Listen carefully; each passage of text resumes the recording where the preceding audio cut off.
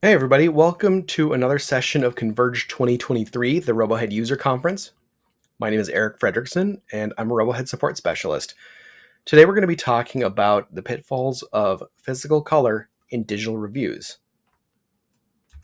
Before we dive in, of course, thanks for being here. Just a couple pieces of housekeeping.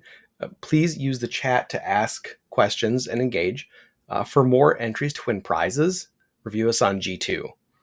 And recordings will be available after the session if you have to step away or miss a session entirely. So let's get going. So when we were kids, colors were pretty simple: red, yellow, and blue. You just mix them, and you'll get new colors. When we got older and started working with color professionally, things got a little bit more complicated. We went from just a handful of colors to over a billion, and it turns out that's not even the extent of it. When you start to work with print, then you're talking about two different kinds of color because you're working on a digital screen, but you're going to have a printed item at the end. So that brings us to the way that light and color interact. There's additive and subtractive color, or emissive and reflective. So additive color is the more color you add, the closer you get to pure white. And subtractive is the more color you add, the closer you get to pure black. So emissive color is emitted by is generated by emitting light. It's any screen you have around you, your computer screen, your mobile device, anything like that. That's emissive color. On the other side is reflective color, and that's generated by light wavelengths reflecting off of objects. So whether that's your the piece of packaging you're working on, or a piece of fruit, the desk in front of you, that's all reflective color. You look at a red apple and the red light bounces off of the red wavelength bounces off of the apple and hits your eye, and that's how you know it's red. So we have RGB color, red, green, blue, and we're back at the red, yellow, blue color here. But more specifically, we want to talk about print, and that means we're talking about CMYK. So that's cyan, magenta, yellow, and black. This is a process that was invented in the early 1900s, I believe 1906, and it's still something we use today. It's a process of applying 4 layers of ink over one another to make all the colors on the flyers, on the packaging, and so on. So what does that have to do with RoboHead? It's a good question. It matters because in this process, you're now, as we talked about before, you're now trying to review a item intended to be looked at physically by most of the people who interact with it, but you're looking at it on a digital display. You're looking at it on an RGB screen. And those are two inherently different ways of perceiving color. So it's important to keep in mind that design professionals and the rest of us are working with two different sets of tools.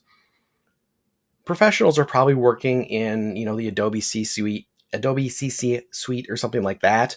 And those usually have CMYK modes. They have options for using Pantone spot colors. And those people might even be working on specially calibrated computer displays. And so they have a lot of ways to make sure that the CMYK colors that they're using on the screen are accurate to the ones that they're printing off.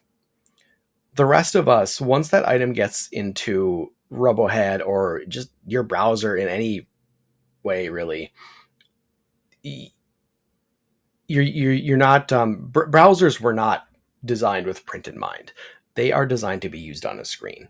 They're on PCs and phones, game consoles, fast food kiosks, anything you can imagine, and they all use the same color space, which is standard RGB. And so what happens is when you load a CMYK image in your browser, so whether that's again in your email or in a RoboHead review or whatever else, you might see some differences. This is an image from a few years ago that displays all the major browsers and Photoshop and Apple Preview. And Photoshop and Apple Preview are on the far left there. And then we have all the major browsers showing it's the same file, same screen, same item, and you can see how different the color actually ends up being. And that's due at least in part to this difference in how the two kinds of color display. So here's another example. This is an image of some different colors of smoke, and it is a CMYK image. You can see the original in Photoshop on the left. But then if you look at Firefox right next to it, it's hypersaturated. The black is almost completely black, and the red is almost fluorescent. Now, Apple Safari and Google Chrome are a little bit closer to each other, but compared to the original, they're still pretty faded and muted in comparison. So look at the black smoke to see just how different they are if it's not quite as apparent in the yellow, for example. So what can you do to help your team? Well, you can't force browsers to display in CMYK. That's true. But you can prepare your team and get them ready to take some measures.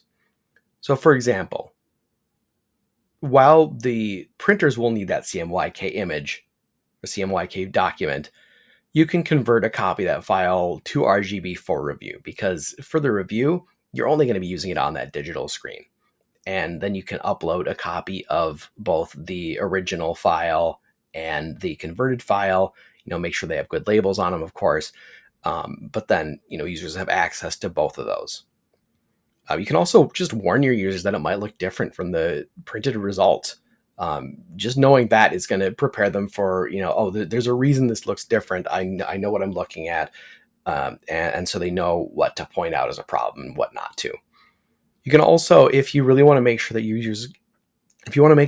users can see the image as you see it, let them download a copy of the file for viewing in a standalone application like Photoshop, Illustrator, Acrobat, or whatever application you have on hand.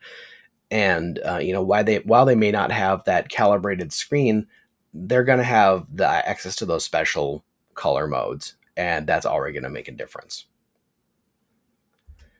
And while again we can't force Google and Microsoft and so on to make CMYK work in their browsers, we can shift the balance a little bit in RoboHead. So we do have a 4-color ink separation tool that you can use to break your CMYK document into layers for each color, each of the Pantone spot colors, as well as printing things like die lines. And that at least lets you make sure that all the different parts are there and that they are where they're expected. So it's really something just to be aware of is the main thing, is to know that there's a difference there so that you can be prepared for it, so you can prepare your team for it, so that you can compensate for it. And that's already going to give you a huge leg up in making sure that your work ends up, finished on time to the right people on time, and, not delayed by confusion. And of course, if you do have any questions about this, any concerns, anything you want to let us know about, please reach out, send us an email, chat with us, make a ticket, even give us a call, and we'll be more than happy to discuss it and, hear whatever thoughts you have.